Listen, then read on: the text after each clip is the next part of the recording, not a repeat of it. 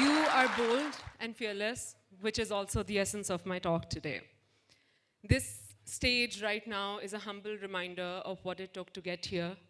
A lot of hard work, a lot of courage, a lot of learning and unlearning, and quite frankly, a complete and utter disregard for political correctness. I mean, don't get me wrong, political correctness had its noble intentions. It was meant to eradicate offensive behavior, foster inclusivity, the kind of change that the world needed, we needed. But somewhere along the way, it took a strange turn. The desire to protect and include became a straitjacket, squeezing the life out of honest conversations. Do we agree? Bollo yaar. So before I start my talk, I want to make a confession actually. For the past 14 years, I've been rehearsing my Oscar speech in front of my bathroom mirror. But I would stop each time after thanking Allah Ta'ala and people who were involved in the project, not because I didn't know what to say, but because I was terrified to say the wrong thing. I was terrified to be misconstrued. I was terrified to be labeled, which kind of made me second guess everything. That's when it hit me. In my efforts to fit in, I wasn't even sure if my words were even mine anymore. I had traded safe authenticity for safety, and it made me wonder, am I losing myself in the process? We live in a world where we are told, encouraged actually, to stand out, yet penalized if we step out of certain boundaries. We tell people to be yourself, but not that version of yourself, not the messy, imperfect, uncomfortable version of yourself. We celebrate individuality, but only in theory, never in practice. We want people to fit into certain templates, whether those templates are politically, socially, or even morally accepted.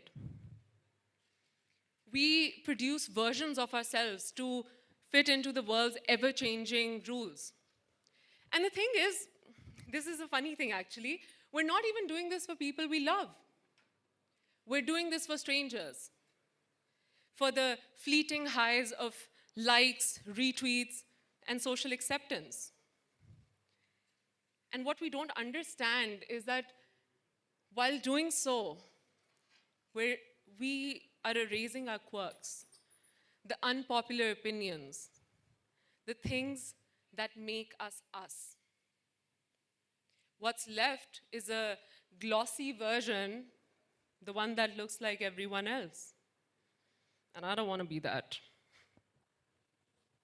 In a world where we have bachalo. In a world where we have flattened individuality, we are replaceable. We have to really understand this properly. I think a lot of people here talked about being insecure. Jitna aap upar jate hain, utna insecure hote hain. But we have to understand that we are replaceable. Because we've abandoned individuality, authenticity, things that make us us, are sacrificed at the altar of social acceptance. Think about it. If we're all trying to speak the same safe thoughts, if we present the same curated versions, what makes any of us irreplaceable? We've put conformity on a pedestal and silenced individuality. आप लोगों को लगा था ना कि मैं यहाँ पे आके advocate करूँगी political correctness को? Yeah, I get it.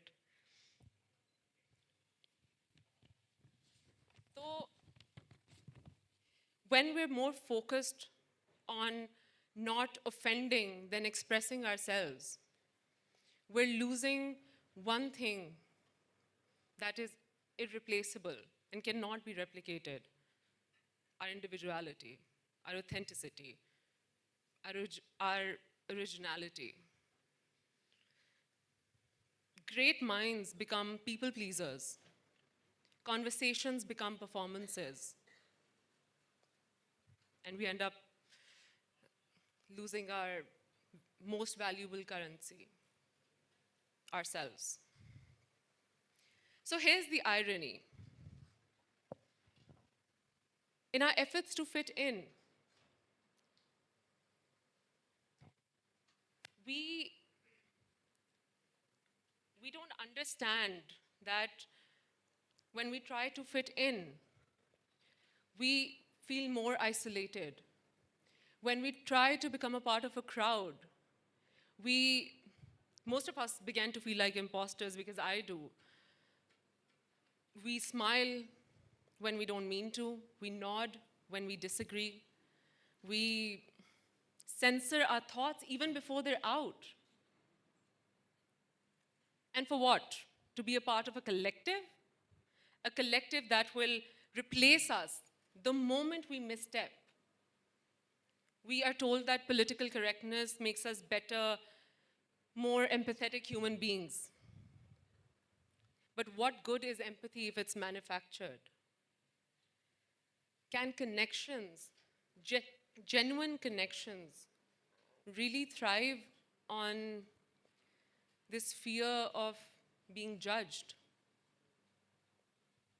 I mean, for me, true belonging comes from just showing up as you are and not as you think you need to be.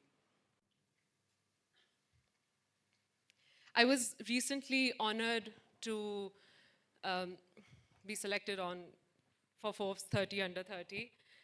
And a lot of you might wonder what set my work apart. Was it just my campaigns? My campaigns were a huge part of that, of course. But personally, I think it was my commitment to authenticity. In a world where we see curated images and crafted messages, I chose to embrace the messy, imperfect, uncomfortable parts of a life. And it resonated with a lot of people around the globe. So I guess that's what set my work apart. But the question is, how do we break this cycle? How do we reclaim our courage to be ourselves? Here, I would like to show you some of my work. Here, we see, this is a commentary on how women are seen and valued in the society, especially in the wedding marriage industry. Here, we see that these women are adorned with jewels and whatnot, but each and every move they make is dictated and also judged by anyone and everyone who's there. चाबी की तरह जिस तरह चलाएं उस दिन, ज़्यादा हंस तो नहीं रही, रो तो नहीं रही, क्यों नहीं रो रही, हर चीज़ के ऊपर सवाल है, उसका हर स्टेप डिक्टेटेड है. और उसका सेकंड हाफ ये था कि लोग नहीं आते शादियों पे, कपड़े आते हैं, क्योंकि उन्हीं पे ही हमें जज किया जाता है कि हमारा सोशल स्टेटस क्या है, हम उस जगह पे होने के लायक भी हैं कि नहीं. और तीसरी मेरी campaign, this is my most, and both of these campaigns, Chimera and Gudiya, received a lot of love. But the next one received a lot of hate. Very few good comments, but mostly hate. Because those images somehow triggered people. अब मैं trigger आपको दिखाती हूँ, क्योंकि मैंने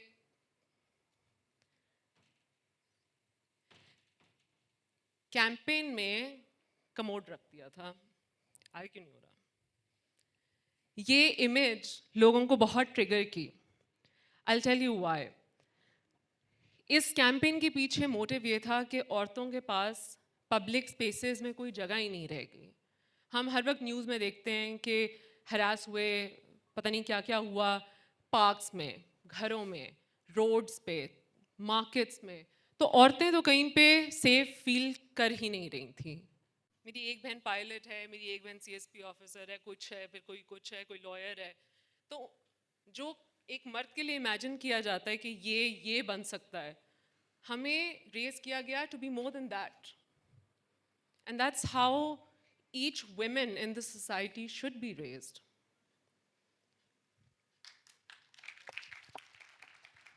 But also I want to add that my father stood by her in this quiet rebellion, which is also extremely important.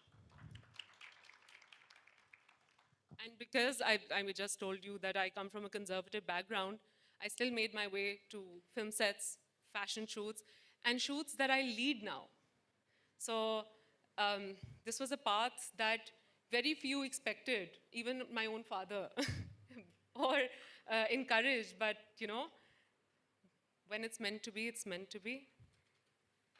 So all of this starts with embracing discomfort.